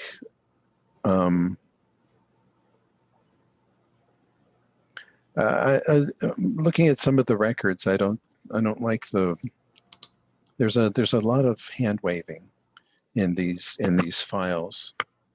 I mean, all of these drugs should have to, have a lot of vetting for the patients, to make sure that they don't have, problems that are going to cause, problems with the study, interact with the drug, et cetera, like that. And I just don't see it in these records.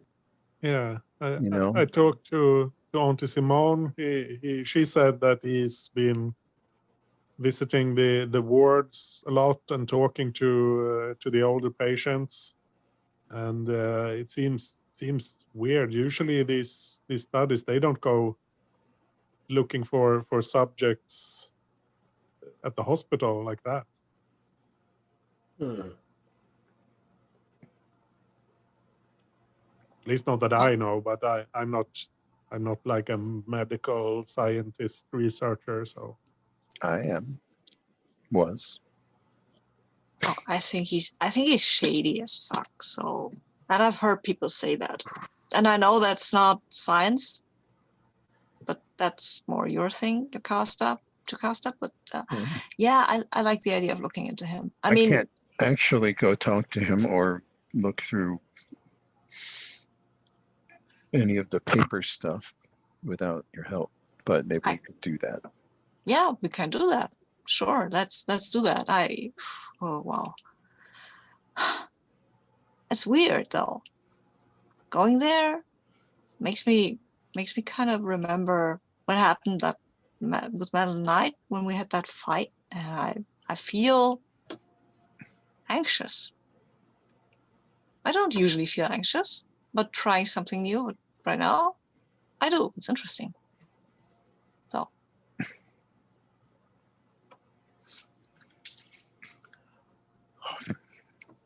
Well, I guess we ought to decide what we're going to do. Yeah, I guess I could try and swing by there, and the next time I'm shadowing, and just be curious. That's always a good idea. And maybe while you're curious, you could talk to this Dr. LeFevre, and maybe somebody else could wander around and take some stuff that looks interesting. It could happen, right? That would not be strange or weird or worrisome or anything. Well, right? I mean, if he has any notes, he's going to have them on him. Although maybe back at the university lab though, where they're making this drug, they would have some things. Oh, maybe we can dress up. We could get in then. Yeah, we could dress up in a white coat and pretend we're scientists. I mean, I could pretend I'm a scientist. I'm yeah, you could pretend you're a scientist. Yeah. I'll tell you what to say. Okay. I think it's something about the warp capacitors or something. No. This is medicine. It's a different set of silly words. Okay. We'll just we can have you be a visiting scientist, and we'll give you some mental bullshit. Something interesting. Sorry. Not helpful. Warp capacitors. It is something interesting, just the wrong genre. What? Yes, it is. It is. If it only existed. But then again, I don't exist. So who am I to? Neither do I really. So, but I mean, you have existed at least. Well, I did exist, but I don't anymore. But you didn't, and now you do. So it balances out. I know, right? It's very philosophical, though. Maybe the world just had to, I don't know, get to swap or something. Anything that keeps me out of the ballroom is fine with me.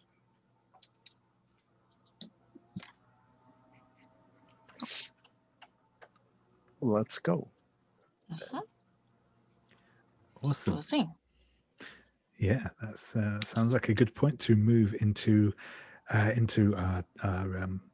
day-to-day actions. So I'm just going to call a quick 5-minute break, most just so I can go grab some more water, and then we'll pick things back up again. I'll see you all at 1:45. Cool. Yeah. So as mentioned, we I think I'm going to start with Lucid and probably by extension Jocasta, as we know roughly what their initial plan was. So again, I'll remind you everyone will get 2 actions to take. One of those has to be mundane. One of them can be a shadow action, and the shadow actions are the actual sort of like more investigating side of things. Yeah, I'm going to ask I guess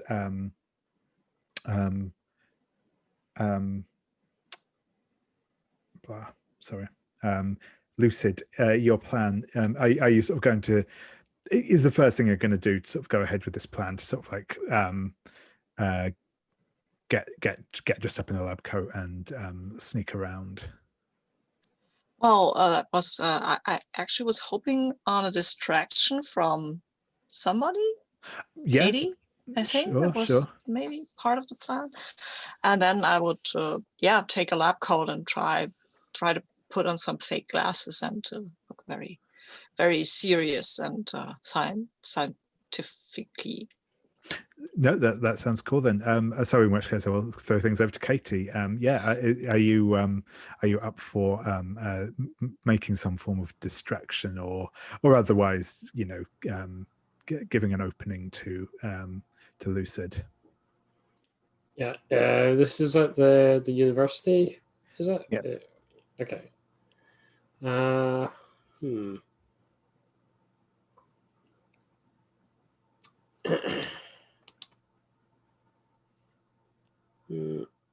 Just trying to think what Katie could do to make a distraction there.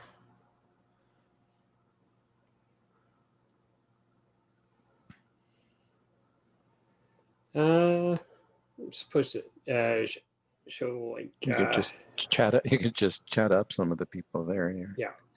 You're smashing looking. Yeah. So she'll just start making conversation, like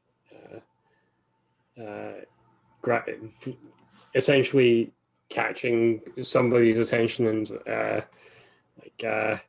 asking questions like,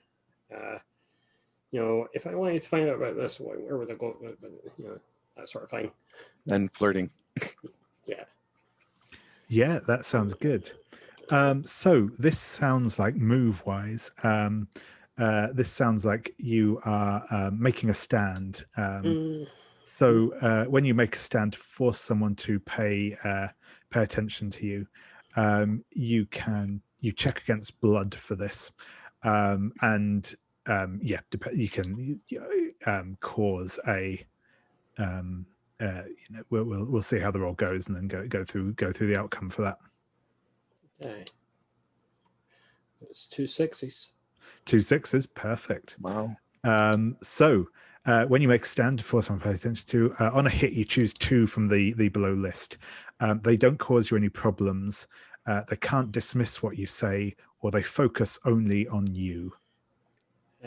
They don't cause me any problems, and they focus only on me. Yeah, that sounds like a good setup for that. So yeah, and I think you get chatting to this person sort of at the outside the labs, and I think actually maybe as you're sort of talking to them, Dr. LeFevre himself will turn up. He is I think I'm definitely going to 100% steal that picture. So it is very much Hugh Laurie in house mode. It's got those sort of intense eyes and going on, and he'll sort of be coming past, and he'll say, is there anything I can help you with? Jansen, he'll say to sort of the person who you are talking to, and he'll do that sort of double take that you know all too well. Say, do I recognize you, Miss Schultz, Katie Schultz. You might have seen me on TV. Yes, I think I remember. Wasn't it that yes, the thing with the vampires? Yeah, there were vampires, there were demons, forces of darkness, all that sort of thing. Yes. Yeah. I thought I recognized you. Yes, it's well, pleasure to meet you. My name is Dr. Anton LeFevre. I'm a researcher here at the university. Was there something you wanted? Yeah, I'm studying for a part, actually. I'm going to be doing some medical drama, and I was interested in how pharmacological studies go. I see. Well, it's a worthy endeavor by to be sure. Well, if you are interested, I'm sure I could find some time in my diary to have a chat with you more about it. And you can definitely tell he's not creepy. He's not, there's not a creepy thing going on, but he's definitely like keen to like you can see that, like, again, you know that feeling of when someone is interested for the sort of fame that you represent, that sort of reflected glory, or whatever you want to call it. But yeah, he will kind of, you'll keep him busy for a few moments as you chat. And he absolutely doesn't seem in any way suspicious of you.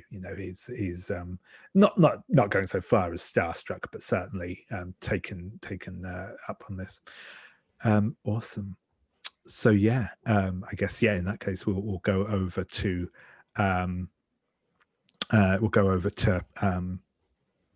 Lucid.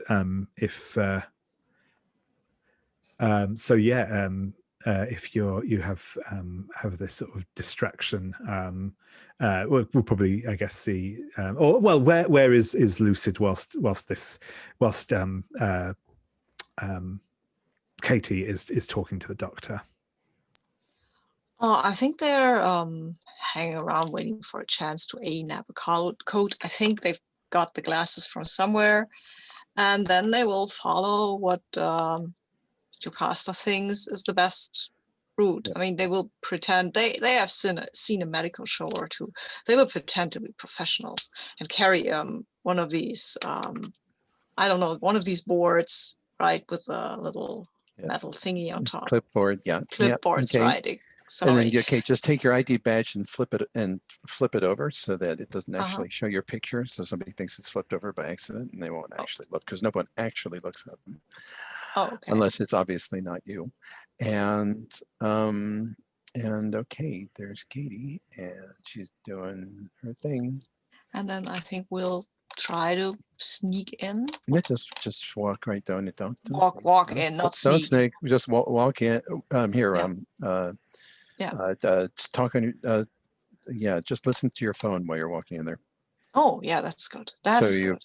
Yeah. Mm-hmm. Just kind of go and here, I'll talk to you, and I'll talk to you in your head, and you can just answer me. It's like, oh, isn't it a lovely day? Mm-hmm. Okay. I think what I would like to try here, or what we would like to try, I guess, is Rebel Eyes, when you spend time scrutinizing, right? Yes, as soon as so. Okay, now that we're in, okay. Well, it's going to be. I'd start with some of these filing cabinets in the back there, and we can pretend to be looking something up in case anybody asks. So that's Rebel Eyes. Yeah, and I will take some random pictures because I have this phone, right? And I'm talking to it anyway. I can look at it, and I can punch a button, and then I will take a picture, and people will think I'm looking at memes or something. Yeah, sure thing. Yeah. If you would like to, if you would like to make me a Rebel Eyes move in the first instance, Lucid. Yeah, I will. Cool.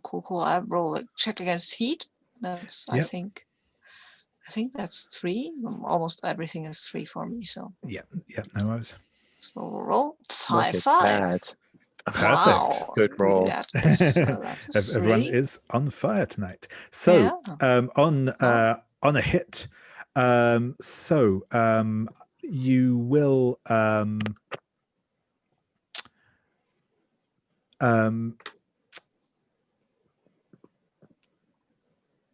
I think that what I will say is it will. I think that and I mean this kind of already plays into what we've set up. I think that you will be able to collect the information. You'll be able to get some sort of initial details on this stuff, but this will need you will need obviously you will need Jocasta's help to get anything useful out of this, because it's quite simply a lot of stuff you don't understand. You have some information, but not the wherewithal to do much with it at the minute. And I think as well it will take sort of some time for that information to be kind of got into anything useful. So it will basically it will take sort of you won't have that information as a usable as something to work off of until the next day, essentially, because it'll just take some time digging through the data. Yeah. And okay. While I'm there picking up stuff, I have because there are other people running around here, right? There are people work in the laboratory and stuff like that. I would like to ask, because I can. It says that on my sheet, at least, that I can always ask the architect, which I think is you, who here is longing to express their wild side. And I would like to mark somebody like that, and then just go, but keep that in the back of my mind. Take them to the art thing. Yeah, that's the plan. But not right now. That right now is the wrong moment. But knowing who it is and having an idea where that might give us an yeah, there's a guy here as you're sort of going through. He's fairly young. He's probably like a grad student working here as part of his as part of his course of study, and is either a grad student or actually a medical student, but he is a student of some sort, working, and he's just sort of is there sort of probably where you see him is when you're getting some of this information. He is sort of there working on sort of something on a computer. There's some lots of numbers and graphs and whatever else going on there. And he looks a bit glazed over, as you might expect. But yeah, just every now and then he just sort of, he's obviously wearing the wearing like lab coat and all this, but you will just sort of see him playing, and he's got kind of just a bit further up, not quite down on his wrist, because he's obviously pushed it up a bit so that it's not it's because it's probably not like regulation, but he has several like band wristbands and stuff that he's kind of got, and he's just kind of toying with fraying the ends of one of them absently as he's like working. Yeah, I'll keep him in mind. I think we'll take what we have now and not start something. Yeah, oh, he's so cute. Yeah, I think he wants more from life than this. Oh, he definitely does. Huh. But that's focus, I guess. That's the Focus, yeah, this, focus. Okay, sure. Fine. All right, not this cap. Okay, this cabin is crap. I think, yeah, let's. Okay, no, this is more like it. Yep. Okay. Okay. Skip. These are in date order. So just flick right to the front of the file. That's where anything interesting will be. And now we're looking for stuff that's got to do with our hospital. No, that one. Yeah. Yeah, just take pictures and put it back. Go. We're like spies, except that we're just using a cell phone.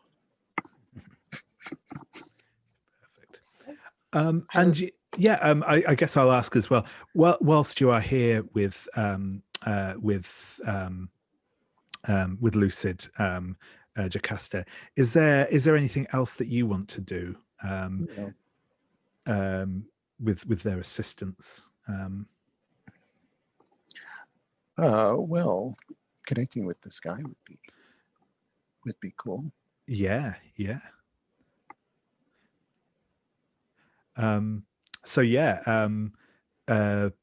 Lucid, are you happy to let Jocasta take control for a little bit? If that's what she wants, sure, why not? I'm curious to see where she's going with this.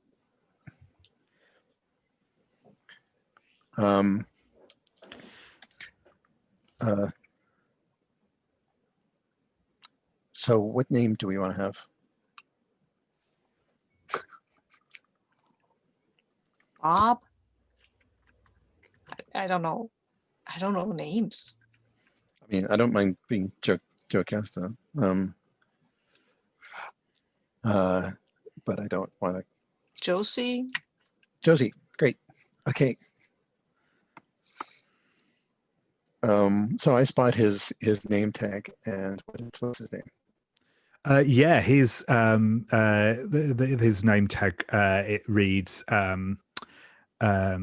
Joshua Caldwell. Hey, Joshua, or is it Josh? Josh is fine. Hi, do I know you? And he does give that kind of like look where he's sure he's seen you from somewhere, but can't quite place your face. No, we're just in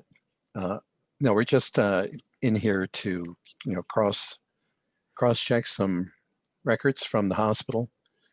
So we want to make sure that all the patient information is being transferred over, and all the HIPAA boxes are checked and all that sort of thing. Blah blah blah. Oh, and anyway, yeah, cool. So I noticed your wristbands. Oh, yeah. I guess technically I shouldn't have them on, but I'm not in a clean room at the minute, and I don't really want to cut them off if I don't have to. Of course, Jesus, no, of course not. Hey, there's this great art exhibition / music exhibition going on downtown called Art, Beauty, Noise. Have you heard about it? Yeah, I think I heard someone mention something about the other day. It's supposed to be pretty cool. Yeah. Well, when you come, you might really like it. And you gotta get out of here. I can feel the dust settling on people here. Yeah, I know what you mean. It kind of indicates the screen, and it says, I mean, I know it's important work, but it's not exactly exciting, right? Oh God, no! This is such a good. I mean, there's going to be all these experimental artists and things like that, and then at night, I think the Ugly Girls are playing. tonight, and there'll be other ones tomorrow and the next night, and they are totally worth hearing, and you should come. There'll be just the thing to get the cobwebs out, and work better the next day. Isn't that the theory, right? We promise we'll have you back in bed by 4 o'clock in the morning.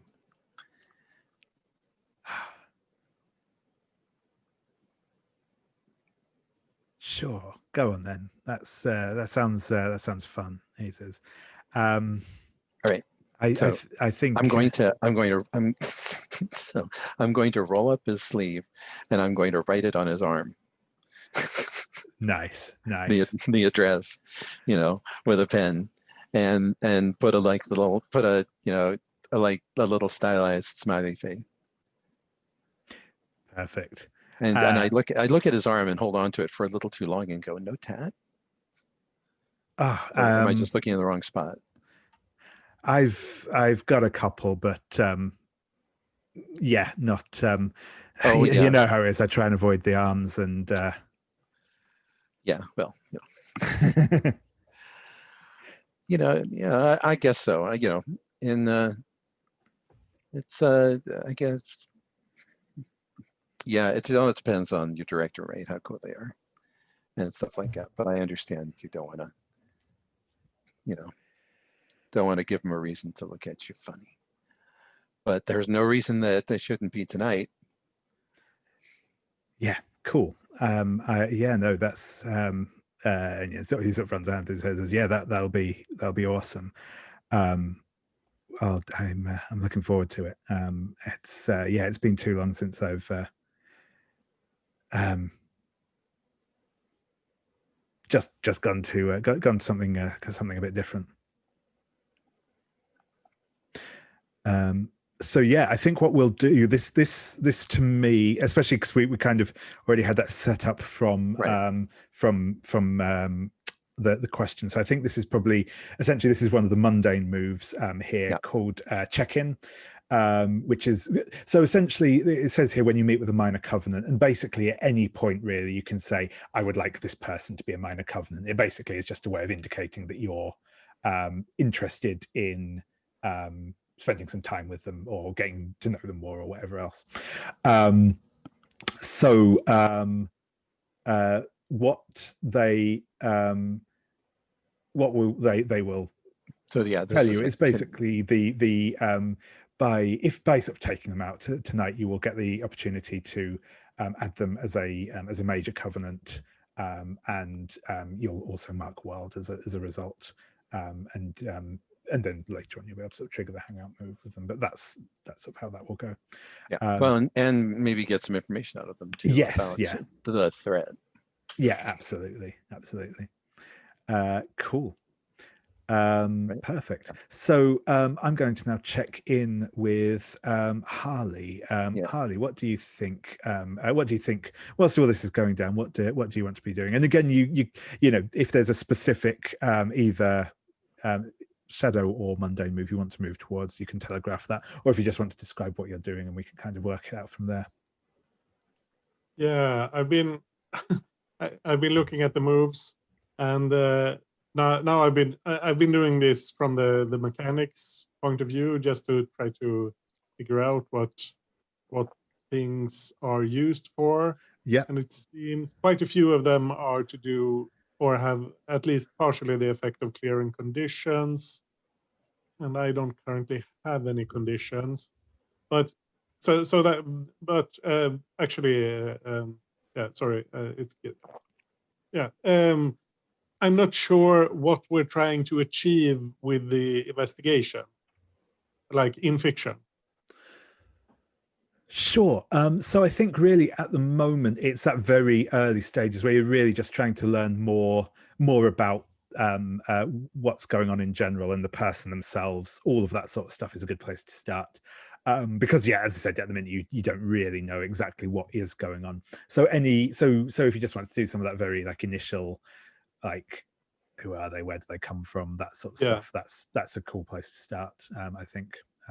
Or yeah, if there's something else you think you'd be interested in doing, that's also cool. No, I think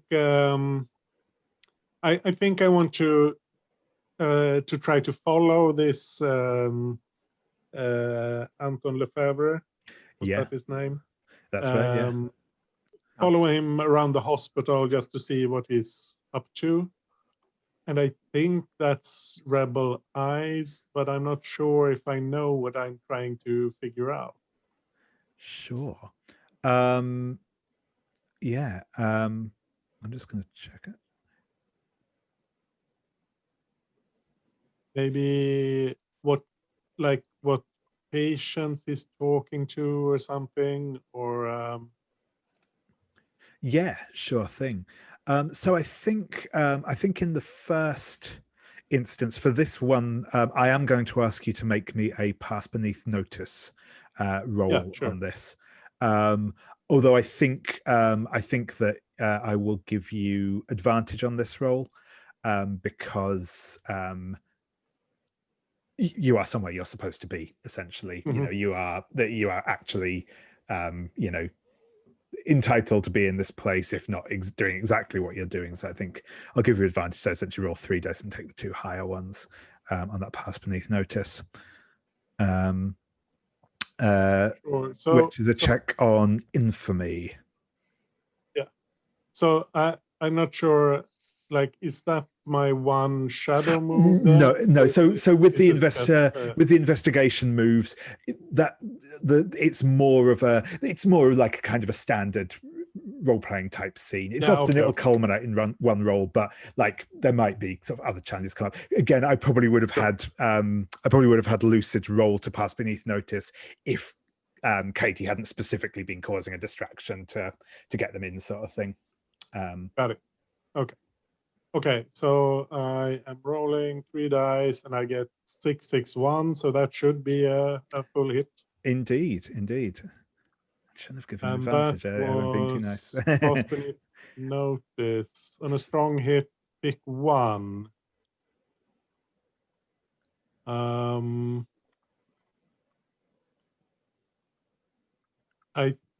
I mean, I think the only one that kind of makes sense is that he becomes suspicious of me. Someone's suspicious of you. Yeah, that makes sense.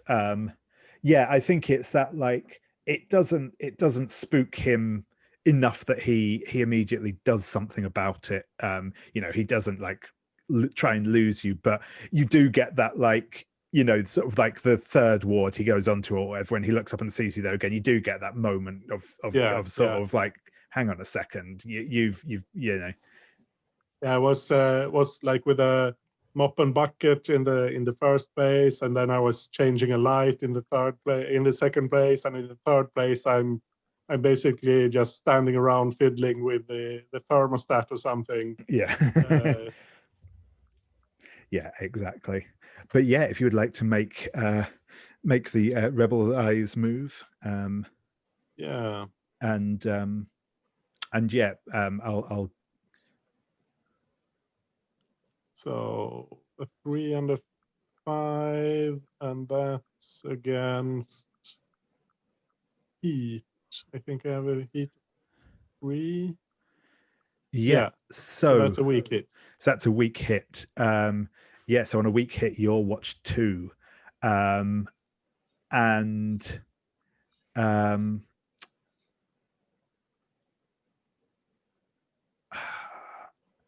I think.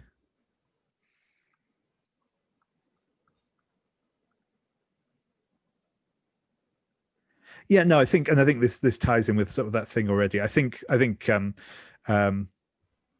LeFevre is going to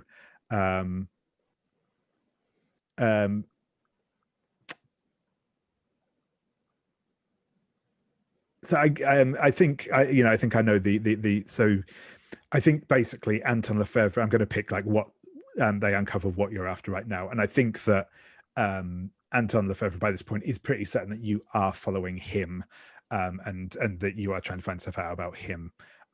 So I think that is something that he is aware of, and what I'm going to the requirement I'm going to tick off on that list above, choose on that list above, is I'm also going to you're going to have to tick a gauge to get this information. I'm going to ask you to tick your heat up by 1 as you have drawn attention with your investigation.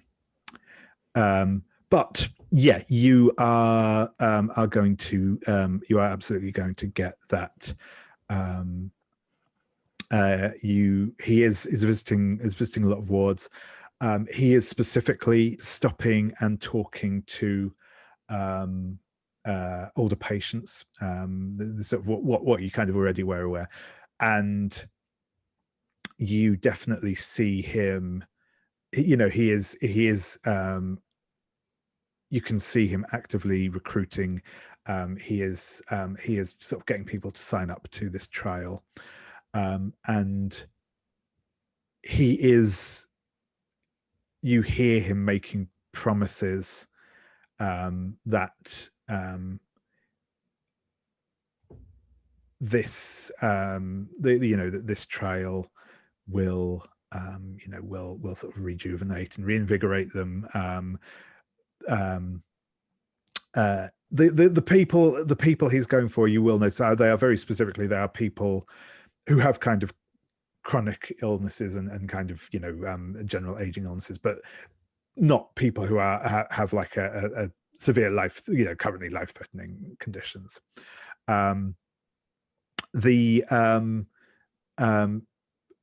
is also you do notice that the people he is recruiting are all people who have who are essentially living alone. They aren't, it's never people, well, he'll get talking and check their charts and ask, about who's visiting them.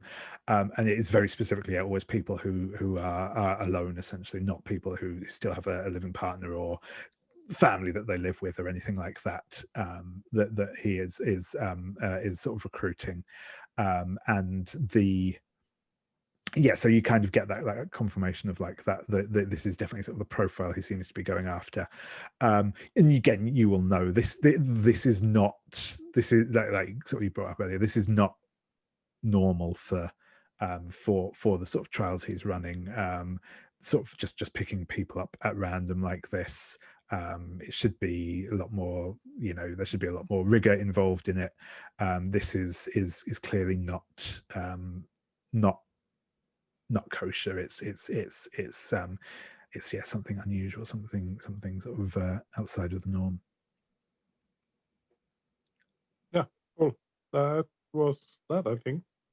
Brilliant. Awesome. So we're at 20 past now. So I think rather than try and cram any more in, I think we'll finish things there for the evening. We'll come back in on the rest of the investigation next time.